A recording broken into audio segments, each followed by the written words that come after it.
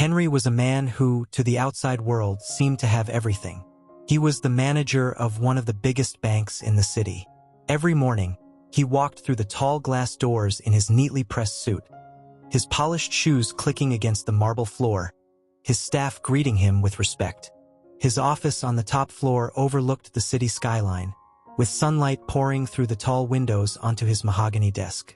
He had financial success, power, and the admiration of colleagues. Yet behind that polished exterior was a life that felt painfully empty. For Henry, the silence of his luxurious apartment at night was unbearable. There were no voices calling his name, no laughter echoing down the hallways, no warmth of someone waiting for him when he returned home. His life was filled with numbers, contracts, meetings, and endless responsibilities, but not with love.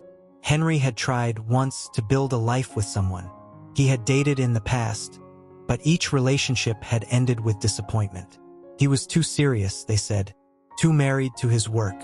Others accused him of being too distant, too cautious, too afraid of letting someone in. Over time, those words had carved themselves into Henry's heart. He convinced himself that maybe love wasn't meant for him, that perhaps his role in life was simply to lead, to provide, to succeed, but not to be loved. And so he poured his energy into the bank, into growing numbers on screens, into strategies that impressed shareholders, into achievements that earned applause but never filled the void inside his chest.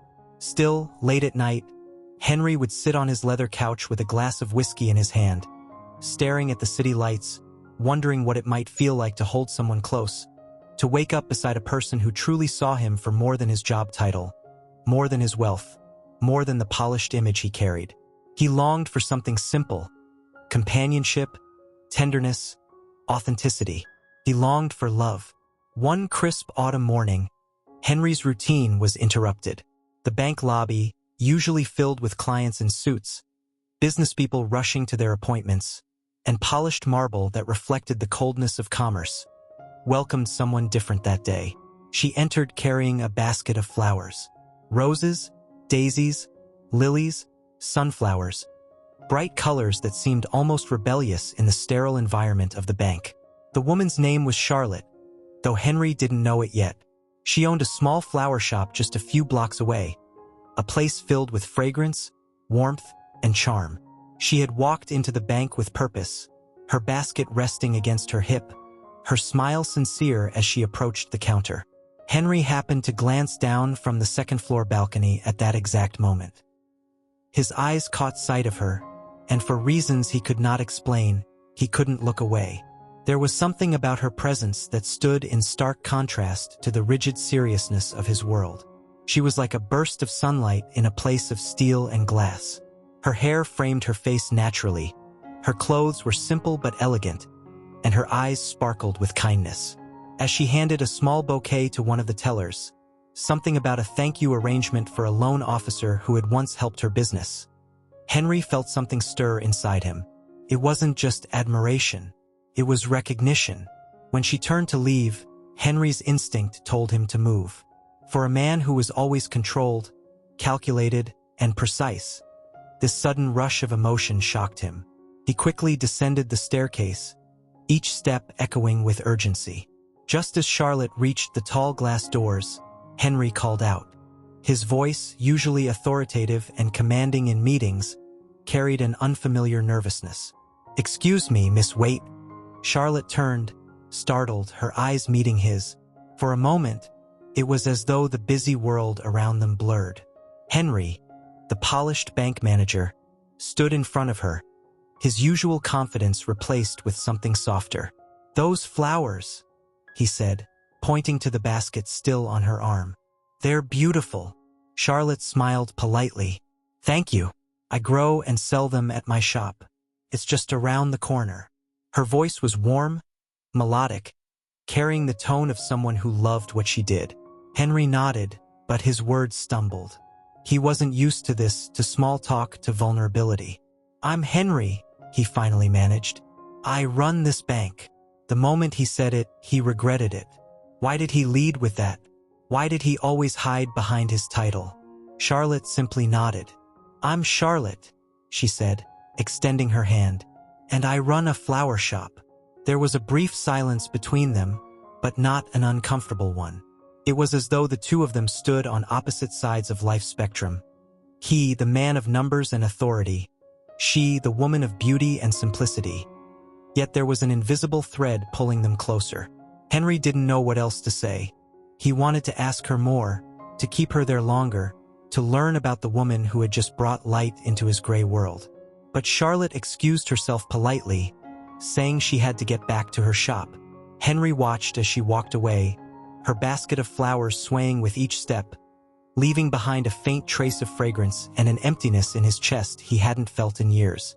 That night, Henry couldn't stop thinking about her. While others faded from his mind after a brief encounter, Charlotte remained. Her smile, her warmth, her simplicity. It haunted him in the quiet of his apartment. He thought about her flowers, about the life she must live surrounded by beauty and color, a life so different from his own. He wanted to see her again, to step into her world, to experience something beyond contracts and balance sheets. And so, for the first time in years, Henry made a decision not based on numbers but on emotion. The next morning, before going into the bank, he found himself walking toward the small flower shop just a few blocks away. The sign above the door read Charlotte's Blossoms. He hesitated at the entrance, his heart pounding in a way it hadn't in decades. Inside, Charlotte was arranging a display of tulips, her back turned to him. The shop was alive with colors and scents, a world away from his sterile office. When she turned and saw him standing there, her eyes widened with surprise. Henry cleared his throat, his hands nervously clasping together. "I thought I'd stop by to see where those flowers came from." Charlotte smiled, and in that smile, Henry felt a flicker of something he thought he had lost forever: hope. Henry could not sleep that night. He lay in his perfectly made bed, staring at the ceiling, the silence of his apartment pressing against his ears like a weight. For years, he had convinced himself that solitude was better than disappointment, that working late nights at the bank and filling his weekends with paperwork was a safer route than giving his heart to someone who could break it again. But Charlotte had changed something inside him in just a few minutes. The image of her soft smile, the way she tucked a strand of hair behind her ear, and the lightness in her voice played in his mind over and over. He had served thousands of customers in his career, yet never once had anyone lingered in his thoughts the way she did. He got up, walked into his living room, and stared out of the window at the quiet city lights. A question circled relentlessly in his mind. Why her? Why now? He didn't have an answer, but deep down, he knew he had seen something in her. Kindness, authenticity, warmth, that he hadn't felt in years. The next day at the bank, Henry was restless. He sat at his desk, signing documents, approving loans, nodding through meetings, but his heart wasn't in any of it. For the first time, the numbers on his computer screen looked meaningless. He found himself glancing at the door, hoping against reason that Charlotte might walk in again. Every time it opened, his pulse jumped, only to sink when it wasn't her. By late afternoon, as the bank quieted down and only a few customers trickled in, Henry's assistant came over with a delivery. "This just arrived for you, sir," she said, setting a small box on his desk. Confused, Henry opened it to find a delicate arrangement of white daisies tied with a green ribbon. Nestled among the flowers was a simple card that read, "Thank you for your kindness yesterday. Not many people take the time to care anymore. Charlotte." Henry froze. The flowers weren't extravagant. They weren't roses or orchids. They were daisies, humble, cheerful, radiant in their simplicity. And it was exactly that simplicity that made his chest tighten with emotion. He read the note 3 more times, each word sinking deeper into him.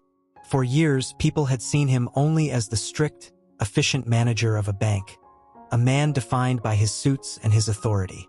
But Charlotte had seen him as a person. She had thanked him for kindness, not professionalism.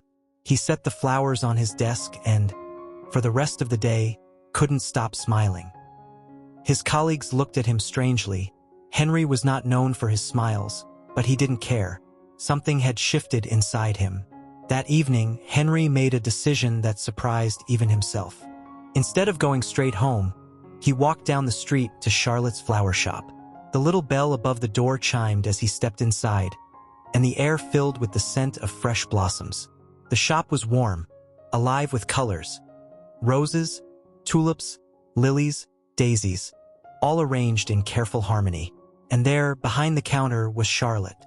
She looked up, startled, then smiled as if she had been expecting him all along.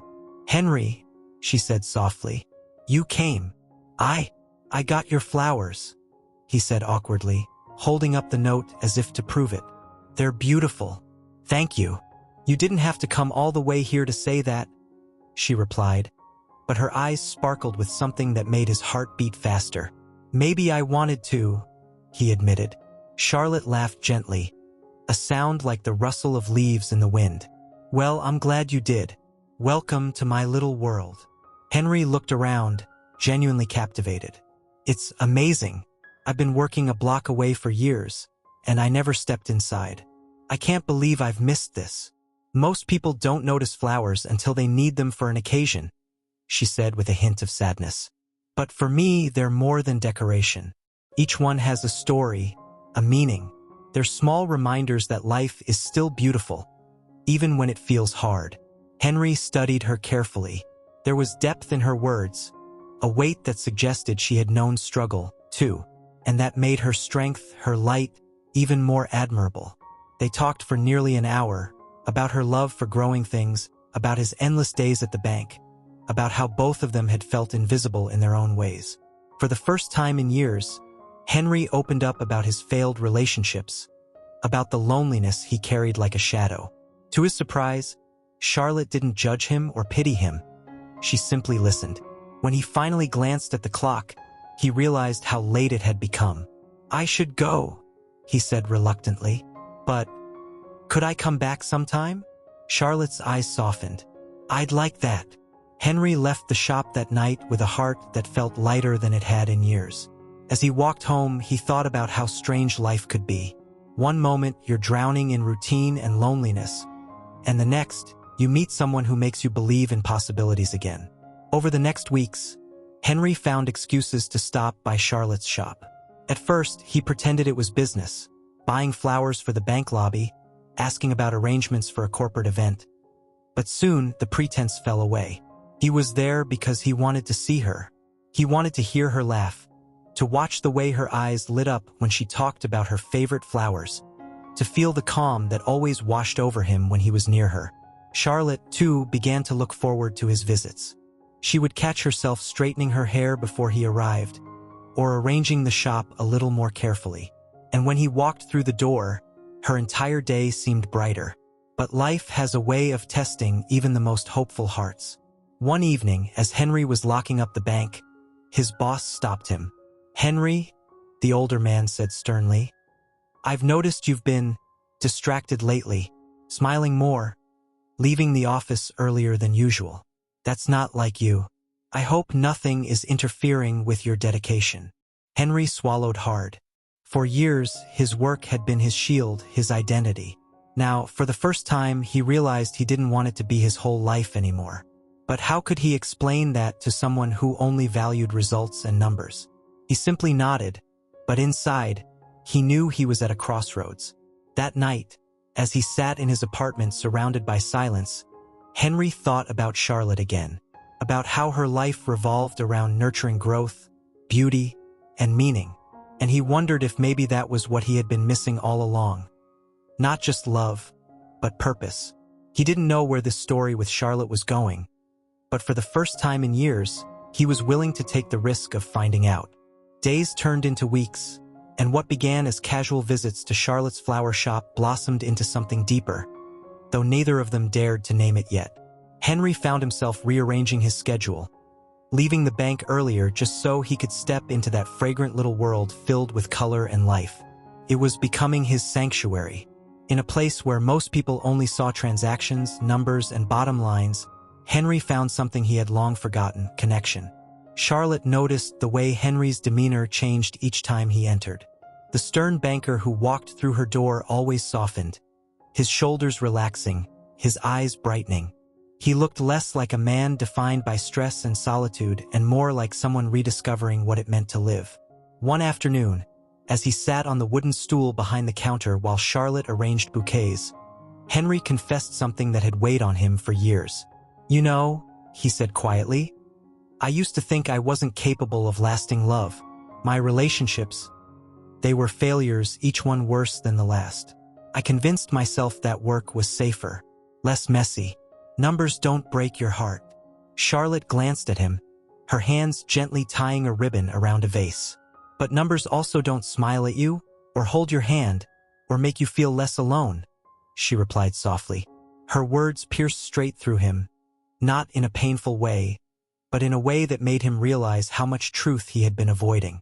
He watched her carefully, the gentle way she moved, the warmth she carried, and he knew he was standing on the edge of something life-changing. But as the bond between them grew, Henry began to sense an unspoken shadow around Charlotte. Sometimes, when she thought he wasn't looking, her expression would darken. Her smile would fade for just a moment. There was something in her eyes, a weight, a quiet sorrow that she never voiced. Henry wanted to ask, but he feared pushing her away. Then one evening, after the shop closed, they shared a cup of tea in the back room. The shop smelled faintly of lavender and fresh soil. Charlotte sighed deeply, as if battling with herself, then finally spoke. "I wasn't always the woman you see now, Henry. My life, it hasn't been easy." Henry leaned in, his voice gentle. "You don't have to tell me if it hurts." "No," she whispered, shaking her head. "I think I need to." And so she told him. She spoke of a past relationship that had broken her, of a man who had belittled her dreams and left her feeling worthless. She spoke of how the flower shop had been her escape, her way of rebuilding her identity, one bloom at a time. "These flowers," she said, gesturing to the shelves around them, "saved me. They reminded me that even after storms, things can grow again. But I swore to myself I wouldn't let anyone close enough to hurt me like that again." Henry's chest ached as he listened. He wanted to reach across the table and take her hand, to promise that he wasn't like the man who had wounded her, but he held back. Instead, he simply said, "Charlotte, whoever couldn't see your worth, they were blind. You're stronger than you know, and anyone who has the chance to be close to you is lucky. Very lucky." Charlotte's eyes glistened, and for a moment, she looked as if she might cry. But instead, she smiled, a fragile yet genuine smile, and whispered, "Thank you." From that night on, something shifted. They were no longer just a banker and a florist sharing conversations. They were two souls, each carrying scars, slowly finding healing in each other's presence. But not everyone welcomed this change. At the bank, Henry's colleagues began to whisper. He was leaving early more often, smiling more than usual, distracted in meetings. His boss pulled him aside again. "Henry," he said sharply, "I don't know what's going on with you, but this, whatever it is interfering with your work. We need focus, not whatever has gotten into you." Henry knew the unspoken rule of his profession. Personal life came second, if it came at all. But for the first time, he realized he didn't care. He was no longer willing to bury himself in work to hide from loneliness. He had tasted something real with Charlotte, and no spreadsheet or promotion could compare. Still, doubt gnawed at him. He was a man in his 40s, a banker with a reputation for rigidity. Charlotte was vibrant, compassionate, a woman who could light up a room. What if I'm not enough for her? He thought late at night, staring at the flowers she had given him, still blooming on his table. Meanwhile, Charlotte wrestled with her own fears. She had promised herself she would never entangle her heart again, never risk the kind of pain she had endured before. Yet here she was, looking forward to Henry's visits, replaying his words in her head, smiling at the thought of him.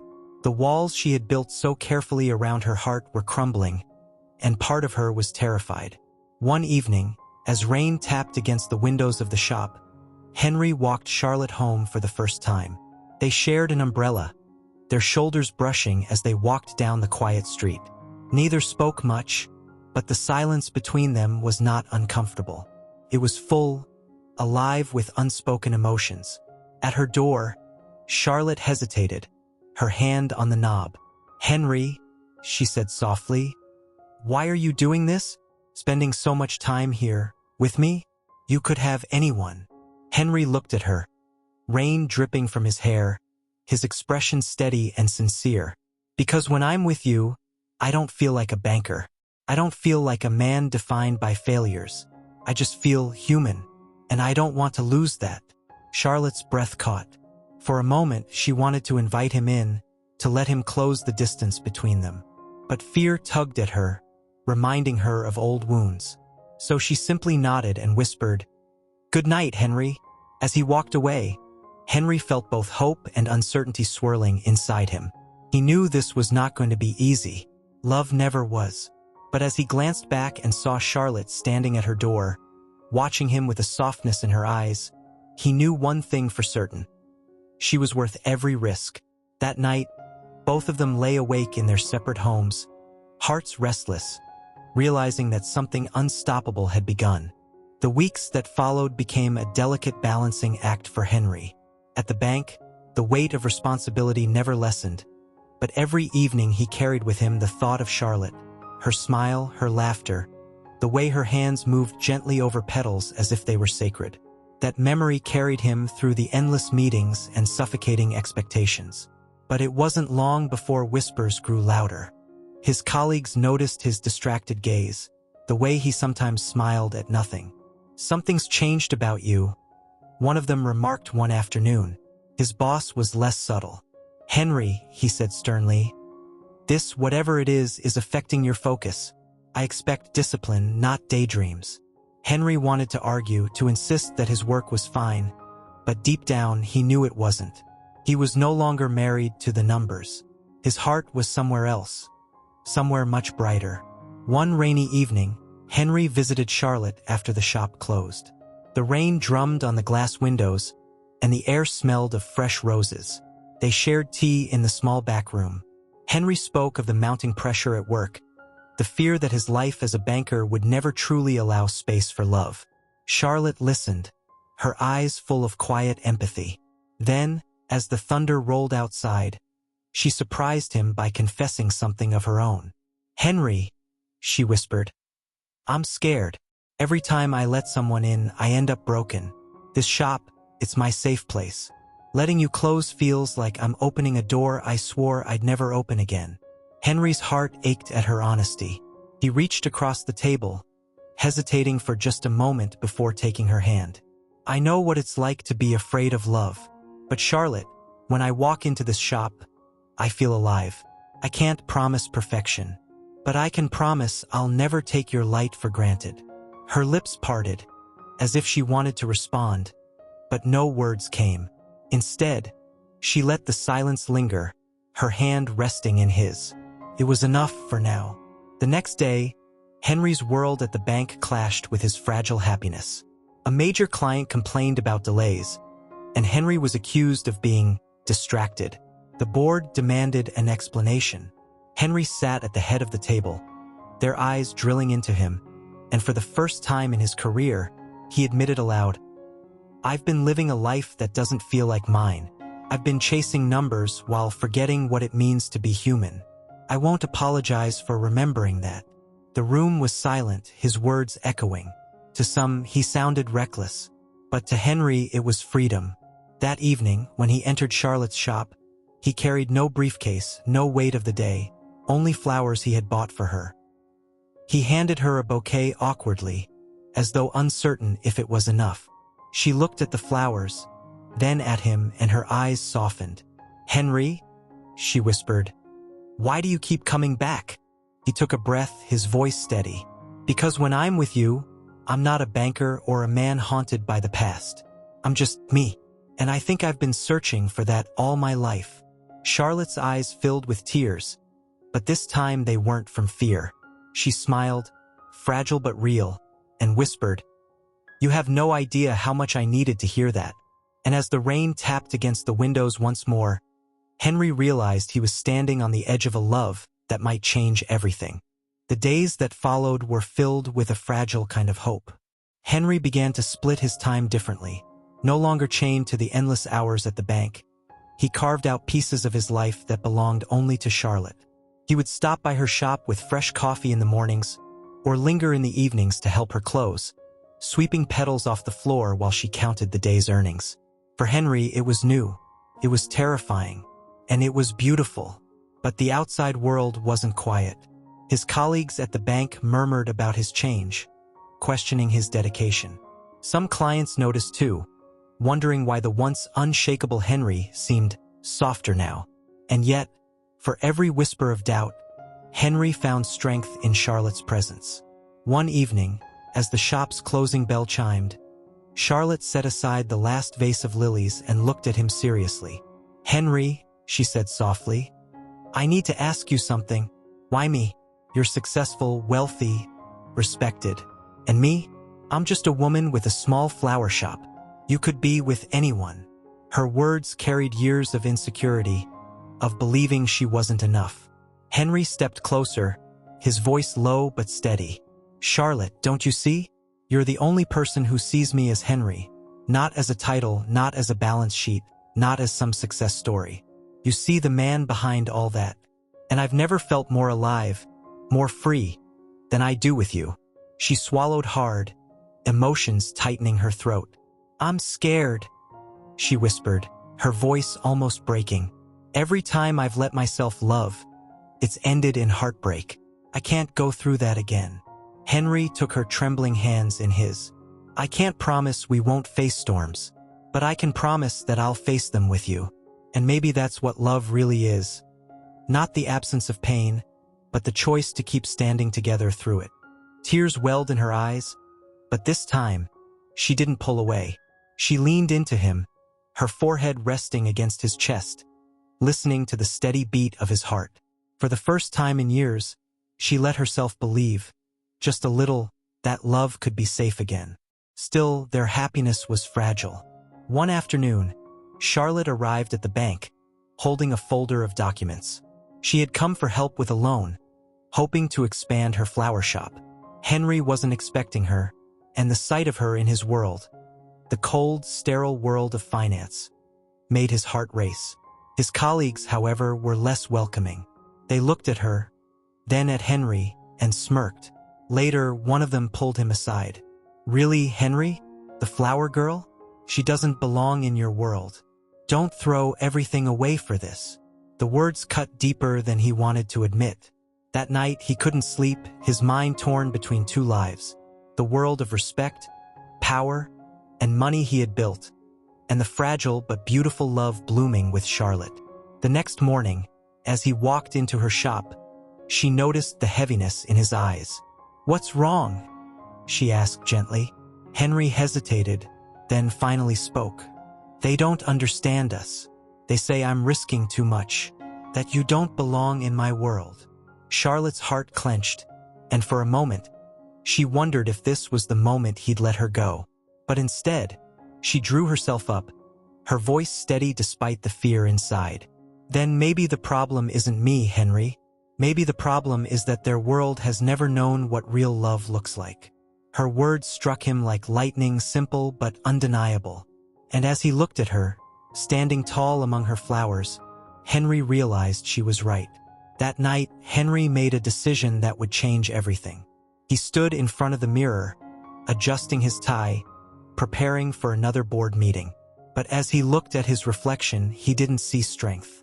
He saw emptiness, and he knew then he couldn't go back to living a life that was hollow.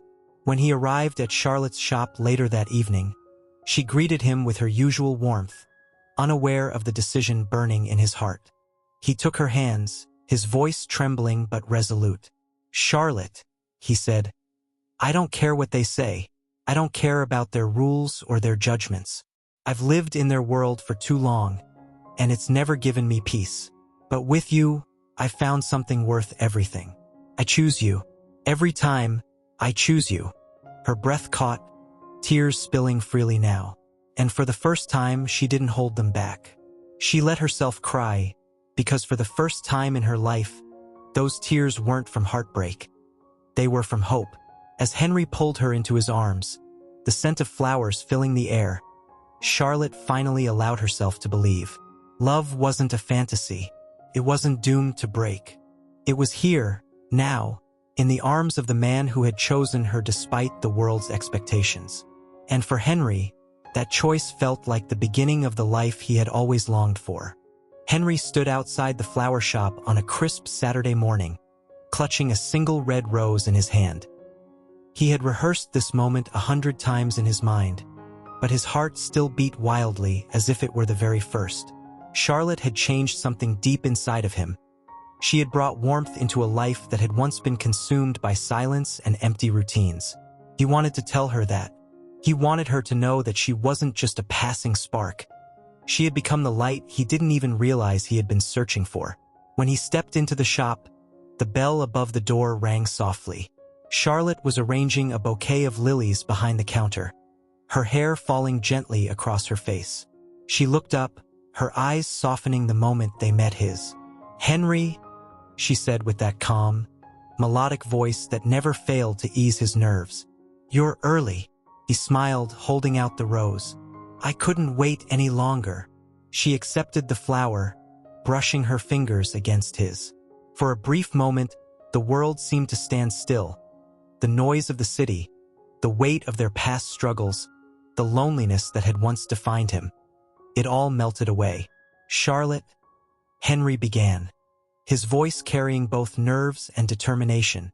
"You know me as the man who works behind a desk, signing documents, handling numbers. But with you, I've started to feel like more than that. For so long, I thought life was just about surviving, about going through the motions. But you've shown me that living means letting yourself feel, letting yourself hope, and letting yourself love again. I don't want to go back to who I was before I met you." Charlotte's eyes shimmered with emotion, and for a moment she didn't speak. Instead, she stepped closer, holding the rose to her chest. "Henry," she whispered, "do you know what flowers mean to me? Each one carries a story. Some bloom quickly and fade fast, while others take time, slowly unfolding into something breathtaking. You remind me of those flowers. You've been waiting to bloom, and now you're finally opening up." Her words hit him harder than any financial report, harder than any business challenge he had ever faced.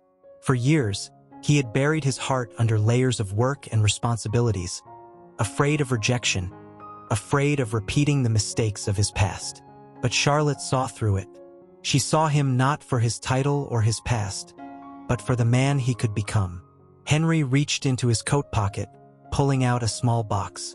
He hadn't planned to do this so soon, but in that moment, he knew there would never be a better time. He opened it, revealing a delicate silver necklace with a small pendant shaped like a blooming rose. "I don't know where life will take us," he said, his voice trembling with sincerity. "But I do know one thing. I want to walk this path with you. I don't want to spend another day wondering what it's like to love and be loved. Charlotte, will you let me be the man who stands by you, through every season, through every bloom and wither, through everything?" Charlotte's hand flew to her mouth, her eyes widening in surprise. She wasn't expecting a necklace. She wasn't expecting a declaration so bold, so vulnerable. For a long moment, she simply looked at him, tears welling in her eyes. Then, with a trembling smile, she nodded. "Yes, Henry," she whispered. "Yes." Henry exhaled, relief and joy flooding his chest. He clasped the necklace gently around her neck, his fingers brushing against her skin. She reached for his hand, holding it tightly, and for the first time in years, Henry felt truly alive. Months passed, and Henry's life transformed in ways he had never imagined. The bank no longer felt like a prison. It was simply his work, not his identity. He began to laugh more, to smile without forcing it, to notice the little things. The smell of fresh bread from a bakery, the sound of rain against his window, the way Charlotte's laughter lit up even the darkest days. And Charlotte, too, found her world enriched. She had always loved her flowers, but now, arranging them felt different. It wasn't just her passion anymore. It was part of a story she was sharing with someone else. Henry became her biggest supporter, helping her expand her flower shop, even using his connections to bring her business to larger clients. But what she cherished most was not the success. It was the way he believed in her, the way he treated her dreams as though they were as important as his own. One evening, months after that morning in the shop, Charlotte prepared a surprise for Henry. She led him, eyes closed, to the back of her flower shop where she had set up a small garden of roses under a canopy of lights. "Open your eyes," she whispered. Henry did, and his breath caught in his throat. Roses of every color bloomed around them, glowing softly under the warm lights. "Charlotte," he whispered, overwhelmed. She took his hand. "You gave me the courage to believe in something bigger than my fears. Now I want you to see what love looks like when it's nurtured, when it's cared for. This is what you've given me, Henry. Not just flowers, not just beauty, but hope." Henry felt tears sting his eyes as he pulled her into his arms. For the first time in his life, he wasn't just surviving. He was living, truly, deeply living. And the greatest surprise of all was that love had come when he least expected it, in the form of a woman with gentle hands, a kind heart, and a shop full of flowers that had taught him how to bloom again. And so, their story became one of second chances, of hearts learning to trust after pain, of two souls who discovered that sometimes the most beautiful chapters begin when you think your story is already written. Because love doesn't follow a schedule. It doesn't wait for the perfect moment. It arrives like a flower blooming in the middle of winter, unexpected, breathtaking, and strong enough to change everything.